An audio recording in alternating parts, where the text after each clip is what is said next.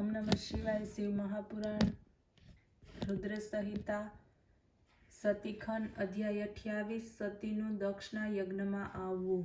બ્રહ્માએ કહ્યું, જ્યારે દેવતા અને ઋષિઓ દક્ષ યજ્ઞમાં ઉત્સવ મનાવતા હતા ત્યારે તે સમયે દક્ષપુત્રી સતી પોતાની સખીઓની સાથે ગંધમાદન પર્વત ઉપર ધારાગૃહમાં અનેક ક્રીડાઓ કરતી હતી. તે સમયે સતીએ જોયું કે રોહિણીની આજ્ઞા લઈને ચંદ્રમા પણ દક્ષના યજ્ઞમાં જાય છે. ત્યારે સતીએ પોતાની વિજયા નામની સખીને પૂછ્યું કે રોહિણીની આજ્ઞા પ્રાપ્ત કરી ચંદ્રમા ક્યાં જાય છે? સતીના વચનોને સાંભળીને વિજયા ઝટ ચંદ્રમા પાસે ગઈ અને તેમને પૂછ્યું. ચંદ્રમાએ જવાબ આપતા કહ્યું, દક્ષ યજ્ઞની વાત કરી અને પોતે પણ એમાં જઈ રહ્યો છે તેમ કહ્યું. વિજયાએ ચંદ્રમાએ જે કહ્યું હતું તે સતીને સંભળાવ્યું.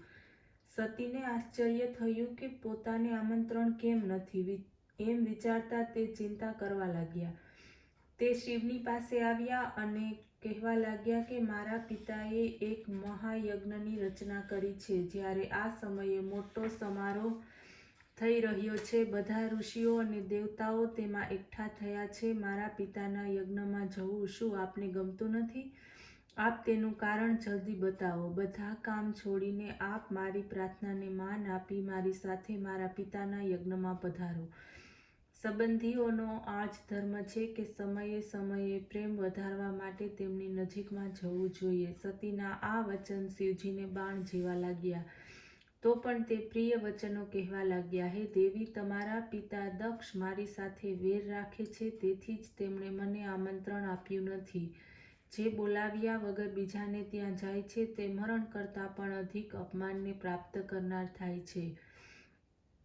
તે જ કારણે મારે અને તારે દક્ષના યજ્ઞમાં જવાનું નથી. હું તો તેમને સ્પષ્ટ કહીશ કે બાણથી વિંધાવાનું સારું, પરંતુ સંબંધીઓના આક્ષેપ ખોટા, તેનાથી તો સર્વદા દુઃખી જ થવાનું. આ સાંભળીને સતીજી ગુસ્સે ભરાયા અને શિવજીને કહેવા લાગ્યા, હે શંભુ, આપનાથી જ યજ્ઞ સફળ થાય છે. તેમ હોવા છતાં મારા પિતાએ આપને આમંત્ર્યા નથી. તે હું મારા દુરાત્મા પિતાનું તેમજ યજ્ઞમાં આવેલ દુષ્ટ દેવતાઓનું અભિપ્રાય જાણવાની ઈચ્છા રાખું છું કે તેમણે આમ શા માટે કર્યું. હે નાથ, તેથી હું મારા પિતાના યજ્ઞમાં જઈશ. હે પરમેશ્વર, આપ મને તે માટે આજ્ઞા આપો. સતીનો આ વિચાર સાંભળીને સર્વજ્ઞ ભગવાન શંકરે કહ્યું, હે દેવી, જો તમારે ત્યાં જવાની ઈચ્છા હોય તો સુખેથી જાઓ. નંદીશ્વરને સજાવીને તેના ઉપર સવાર થઈને મહારાજાઓની ઠાઠથી યુક્ત થઈ પોતાના સર્વ આભૂષણોને પહેરી ભલે પધારો. જ્યારે શિવજીએ આ પ્રમાણે કહ્યું ત્યારે સતી વસ્ત્રાભૂષણ ધારણ કરીને પિતાને ઘેર ચાલ્યા. શિવજીએ તેમની સાથે 60,000 રુદ્રગણોને મોકલ્યા. અધ્યાય 29. સતીનું અપમાન. બ્રહ્માજી બોલ્યા. સતી ત્યાં પહોંચ્યા જ્યાં મોટા યજ્ઞનું આયોજન થયેલું હતું. સતીને આવેલી જોઈને તેમની માતા વીરણી તથા બહેનોએ યોગ્ય સત્કાર કર્યો, પરંતુ દક્ષે કે તેમના અનુયાયીઓએ કોઈ આદર ન કર્યો. પરંતુ સતીએ સમાન રૂપથી માતા પિતાને પ્રણામ કર્યા.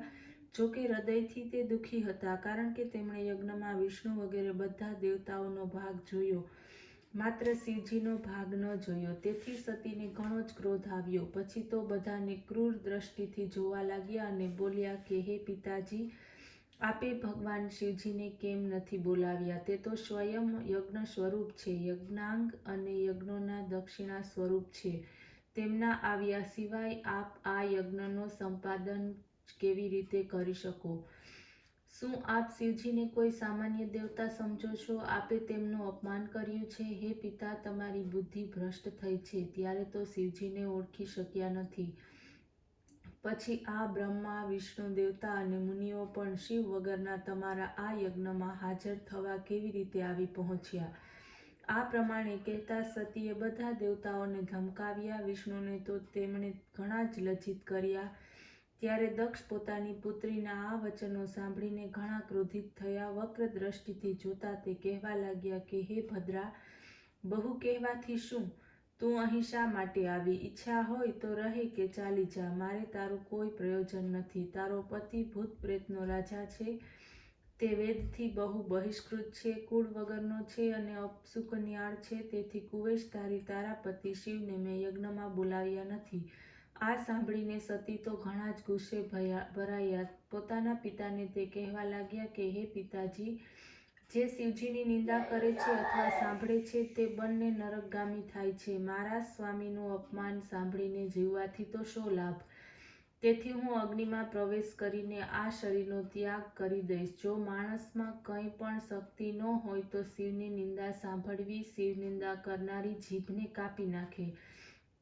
ત્યારે જ તેણે પ્રાયશ્ચિત કર્યું કહેવાય. જો તે અસમર્થ છે તો પોતાના કાન બંધ કરીને ક્યાંય ચાલ્યો જાય. આ પ્રમાણે ધર્મનીતિની વાત કરીને પરમ દુઃખી સતી શિવના કહેલા વચન સ્મરણ કરતા ત્યાં આવવા માટે પશ્ચાતાપ કરવા લાગ્યા. ઓમ નમઃ શિવાય.